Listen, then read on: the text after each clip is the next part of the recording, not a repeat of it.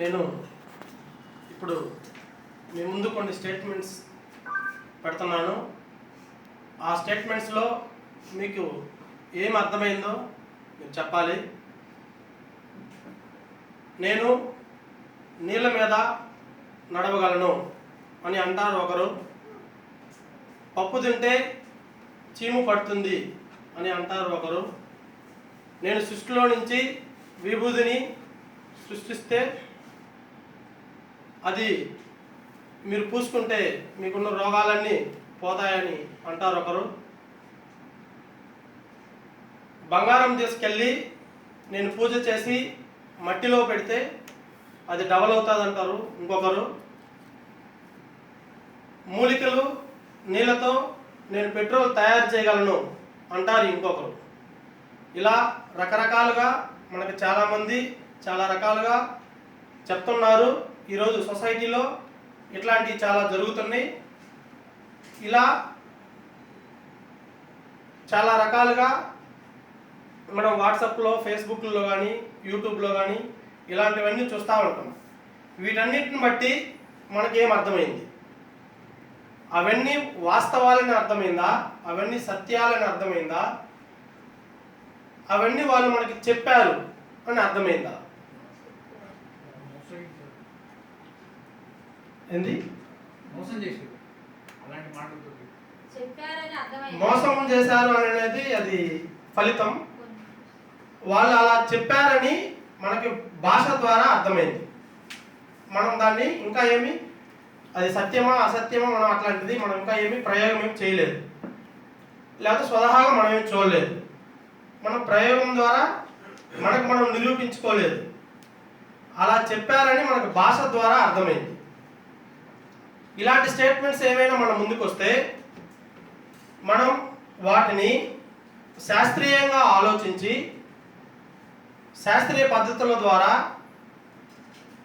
శాస్త్రీయంగా ఆలోచించి నిష్పక్షపాతంగా ఆలోచించడం ద్వారా వాటిని వాస్తవం ఏంటి, అవాస్తవం ఏంటి, వాటిల్లో నమ్మకాలు ఏంటి, మూఢనమ్మకాలు ఏంటి, ఇలాంటివి మనం తెలుసుకోవచ్చు. ఆ తెలుసుకునేటప్పుడు అవి వాటికి ఉన్న జ్ఞానం, మనకున్న జ్ఞానాన్ని బట్టి మనం తెలుసుకోవచ్చు. ఈ జ్ఞానం ఎలా కలుగుతుందంటే జ్ఞానేంద్రియాల ద్వారా కలుగుతుంది. మనకి మొత్తం జ్ఞానేంద్రియాలు ఎన్ని ఉన్నాయి? మొత్తం జ్ఞానేంద్రియాలు 5. ఆ 5 వాటిని మొత్తం పంచేంద్రియాలు అంటారు. 5 పంచ అంటే 5 కాబట్టి వాటిని పంచేంద్రియాలు అంటాం.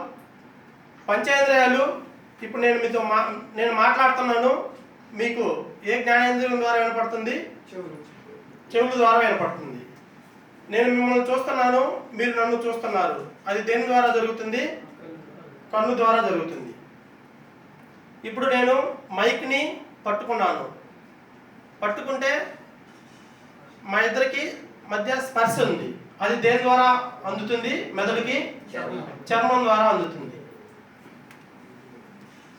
తర్వాత మనం మధ్యాహ్నం టీవీ రావు సార్ అరేంజ్ చేసిన భోజనాల దగ్గరికి వెళ్ళినప్పుడు మంచి కుంకుమ వాసనలు వస్తుంటాయి. అవి దేని ద్వారా అందుతుంది? ముక్కు ద్వారా అందుతుంది. ఇలా 5 పంచేంద్రియాల ద్వారా వాస్తవం నుంచి 4 మిస్ అయింది. 4 తింటున్నప్పుడు చాలా బాగా అనిపిస్తుంది. ఇప్పుడు ఈరోజు ఉదయం మనందరం పూరీలు తిన్నాం. పూరీలు తిన్నప్పుడు కర్రీ బాగా అనిపించింది అనమాట. రుచి అనిపించింది. 4 రుచిని తెలియజేస్తుంది.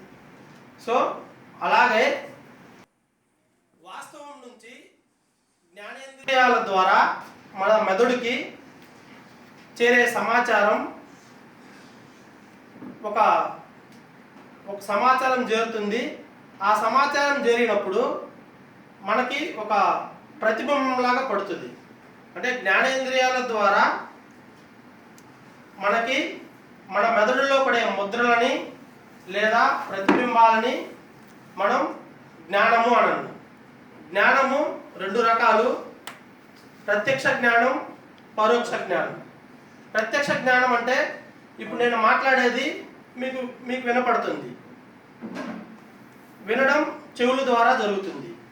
ప్రత్యక్షంగా నన్ను చూస్తున్నారు కళ్ళ ద్వారా జరుగుతుంది. మనం ప్రత్యక్షంగా మన మెదడుకు కలిగే ముద్రలన్నింటినీ మనం ప్రత్యక్ష జ్ఞానం అంటాం. పరోక్ష జ్ఞానం ఊహల ద్వారా కానీ శబ్ద ప్రమాణం ద్వారా కానీ మనం ఊహిస్తాం. అంటే మనం ట్రావెల్ చేసేటప్పుడు కొండ మీద కొండ మీద నుంచి మనకి పొగ వస్తుంది అని అంటే మన మెదడు ఊహిస్తుంది. పొగ రావడానికి కారణాలు ఏంటి? నిప్పు ఉంటేనే పొగ వస్తుందని. సో ఊహ ద్వారా దాన్ని ప్రత్యక్ష జ్ఞానంలోకి తెచ్చుకొని మనం ఊహిస్తాం. అక్కడ పొగ వస్తుంది అంటే ఖచ్చితంగా అక్కడ నిప్పు ఉంటుంది అని. దాన్ని పరోక్ష జ్ఞానం అంటాం. అక్కడికి వెళ్ళి మనం ప్రత్యక్షంగా చూస్తే నిప్పు ఉంటుంది. నిప్పు చూడక ముందే మన మెదడు ఒక నిర్ణయానికి వస్తుంది. సో అక్కడ నిప్పు ఉండుంటుంది, అందుకే మనకు పొగ వచ్చిందని. అలానే శ్రవణ ప్రమాణం ద్వారా కూడా మనం పరోక్ష జ్ఞానాన్ని పొందొచ్చు. అంటే ఇప్పుడు నేను ఇక్కడ మనందరం కూర్చొని ఉన్నాం, పక్కన బ్రహ్మారెడ్డి సార్ క్లాస్ చెప్తున్నాడు. మనం చాలాసార్లు బ్రహ్మారెడ్డి సార్ క్లాసు వినుంటాం. ఆ స్మృతి మన మెదడులో నిక్షిప్తమై ఉండడం వల్ల బ్రహ్మారెడ్డి సార్ క్లాసు జరుగుతుంటే ఇప్పుడు బ్రహ్మారెడ్డి సార్ వచ్చినట్టున్నాడు, క్లాసు జరుగుతుంది అక్కడ అని ఒక ఆలోచనకి వస్తామన్నమాట. త్రూ శ్రవణం ద్వారా, శబ్ద ప్రమాణం ద్వారా మనం వినడం ద్వారా ఒక నిర్ణయానికి వస్తాం. ఇవన్నీ కూడా పరోక్ష జ్ఞానాలు. ప్రత్యక్ష జ్ఞానం, పరోక్ష జ్ఞానం. తర్వాత ఇప్పుడు వాస్తవం గురించి తెలుసుకుందాం. వాస్తవము, స్తవము అంటే ఉన్నది. మన విశ్వంలో ఉన్నది మొత్తం వాస్తవం. ఈ వాస్తవంలో పదార్థము, శక్తి రూపాలు ఉంటాయి. ఇవి రెండు రకాలు: భౌతిక వాస్తవాలు, భావ వాస్తవాలు. భౌతిక వాస్తవాలు అనేది ఇక్కడ చైరు, కుర్చీ, ఏసీ ఇలాంటివన్నీ భౌతిక వాస్తవాలు. భావ వాస్తవాలు అంటే ఆలోచన, మన రాత్రిపూట కలిగే కళలు, మన కళలు కలుగుతుంటాయి కదా, ఎక్కడో విహరిస్తున్నట్టు, అట్లాంటివన్నీ కూడా భావ వాస్తవాలు. భౌతిక వాస్తవాలని మనం ప్రత్యక్ష జ్ఞానం ద్వారా మన మెదడులో జ్ఞానేంద్రియాల ద్వారా ముద్రికలు పడతాయి. వాటినే మనం జ్ఞానం అనుకుంటాం. తర్వాత జ్ఞానాలు రెండు రకాలు: సత్య జ్ఞానం, అసత్య జ్ఞానం, భ్రమ, ప్రమ. అంటే వాస్తవంలో ఉన్నది ఉన్నట్లుగా మన మెదడులో ముద్ర పడితే మన మెదడులో దాన్ని సత్యము అని అన్నాం, లేకపోతే భ్రమ అన్నాం, లేదా ట్రూత్ అన్నాం. అక్కడ ఒకటి మన మెదడులో జ్ఞానేంద్రియాల ద్వారా ప్రమ. నెక్స్ట్ అక్కడ ఒకటి మనకి ఇంకొకటి మన మెదడులో ముద్ర పడితే దాన్ని భ్రమ అన్నాం, దాన్ని అసత్యం అన్నాం, దాన్ని తప్పు జ్ఞానం అన్నాం, సరికాని జ్ఞానం అన్నాం. అంటే దీనికి ఉదాహరణలు చూసుకుంటే, ఇప్పుడు నేను మీతో మాట్లాడుతున్నాను, మాట్లాడింది డైరెక్ట్గా మీకు వినపడుతుంది. దీన్ని ప్రత్యక్ష జ్ఞానం దీన్ని డైరెక్ట్గా నేను మాట్లాడుతున్నది యాజిటీజ్గా మీరు వింటున్నారు కాబట్టి దీన్ని సత్యం, దీన్ని ప్రమ అని అనొచ్చు. తర్వాత అక్కడ ఒకటి ఉంటుంది, మన మెదడులో ఇంకొకటి ముద్ర పడుతుంది. అలాంటి ఏమైనా మన నిత్య జీవితంలో మనం చూడొచ్చు. మనం ఎడారుల్లో వెళ్తున్నప్పుడు మనకి దూరంలో నీళ్ళు ఉన్నట్లు కనపడుతుంది. వాస్తవంగా అక్కడికి వెళ్ళి మనం చూస్తే అక్కడ నీరు ఉండదు. దాన్ని మనం భ్రమ కింద చూడొచ్చు. అలానే నీళ్ళలో ఒక చెక్క స్కేల్ని వదిలిపెడితే అది మనకు వంగినట్టు కనపడుద్ది. కన్ను ద్వారా చూస్తే వంగినట్టు కనపడుద్ది. కానీ వాస్తవంగా మన మెదడులో ముద్ర ఎలా పడుతుందంటే వంగినట్టు కనపడుతుంది. కానీ అక్కడ నిజంగా స్పర్శ ద్వారా, చర్మం ద్వారా చూస్తే స్కేలు వంగి ఉండదు. అంటే ఉన్నది ఉన్నట్లుగా ముద్ర పడితే దాన్ని సత్యము అని అన్నాం. ఉన్నది మరొకలాగా మనం ముద్ర పడితే దాన్ని అసత్యం అన్నాం. దీనికి ఇంకా చాలా చాలా ఎగ్జాంపుల్స్ చూసుకోవచ్చు. సత్యము సార్వత్రికం, సత్యము త్రికాల అబాధితం. సత్యము సార్వత్రికం, సర్వ ప్లస్ త్రై. త్రై అంటే 3. ఎప్పుడైనా, ఎక్కడైనా, ఎవరికైనా.